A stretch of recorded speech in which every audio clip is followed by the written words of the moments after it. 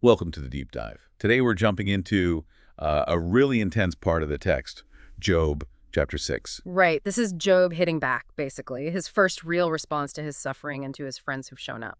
Yeah, and our goal really is to just unpack what he's feeling, what he's arguing here. It's raw. Absolutely laid bare. He kicks things off, trying to convey just how huge his suffering is. Huge doesn't even cover it. Yeah.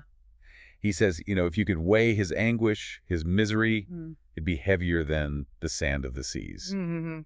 And that's not just, like, poetic exaggeration. In ancient texts, sand, the sea, these represent the uncountable, the immeasurable. So he's saying his pain is literally beyond comprehension. Exactly. And he connects it straight to his words. No wonder my words have been impetuous.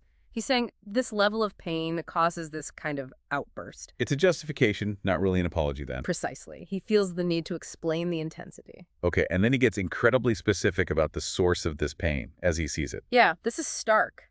The arrows of the Almighty are in me, he says. My spirit drinks in their poison. God's terrors are marshaled against me. That language. Arrows, poison, terrors.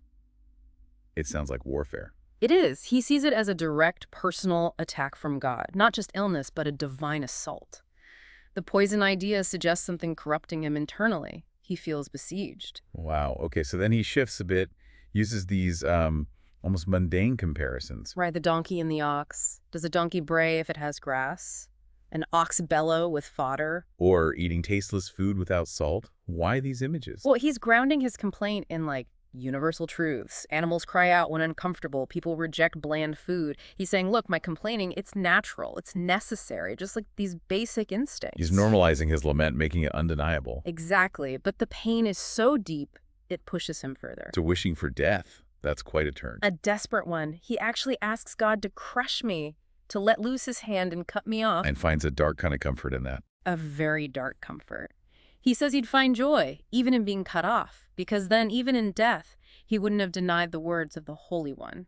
So his integrity, even facing what he thinks is God's wrath, is the most important thing. Paramount. More than life itself, it seems. Which leads him to question his own ability to endure any more of this. Yeah, he's looking inwards and finding nothing left. What strength do I have that I should still hope? What prospects? That I should be patient. It sounds like total depletion. Utterly broken. He asks if he's made of stone or bronze. He feels his human limits have been completely shattered. And it's right here, feeling so broken, that he really turns his attention to his friends. Yes, there's a sharp shift. He expected devotion from them, especially for someone despairing. But he didn't get it.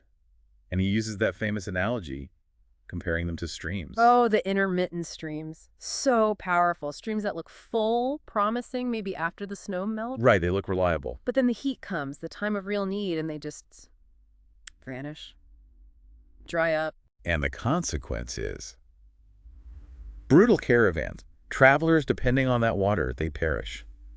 Because the promise wasn't real. And he points right at his friends. Now you too have proved to be of no help. Why? What's his accusation? He says, you see something dreadful and are afraid.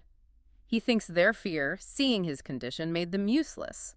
They couldn't offer true support. So he feels betrayed by their fear? And then he challenges their words directly. He invites them, almost dares them. Teach me, and I will be quiet. Show me where I have been wrong. But you can hear the skepticism right away. He says, how painful are honest words, implying maybe theirs aren't honest, or helpful at least. Well, he follows it up with, but what do your arguments prove? He's questioning the substance behind their counsel. And he accuses them of dismissing his actual pain. Do you mean to correct what I say? He asks. And treat the words of a despairing man as wind.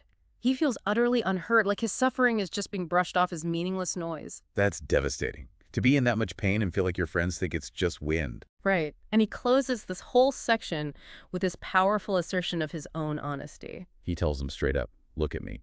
Would I lie to your face? Yeah, a direct appeal. He pleads with them. Relent. Do not be unjust. Reconsider, for my integrity is at stake. He believes he's being judged unfairly. And he asks that pointed question about whether his mouth can discern malice, implying he knows truth from falsehood. It's an incredibly powerful chapter. Job 6 just lays bare the sheer force of suffering, and it really highlights the difficulty, the limitations of trying to comfort someone in that state. And the value he places on just being honest, even when the words are harsh or desperate. That honesty, that lament, is crucial. So thinking about this, it leaves us with something interesting, doesn't it? Job asks if his mouth can discern malice. When we hear someone in deep pain, maybe saying things that sound difficult or impetuous, as Job puts it, how do we tell the difference? Yeah, how do we separate a genuine cry of agony from something else, something we might be tempted to judge negatively? Definitely something to think about in our own lives. When we encounter suffering,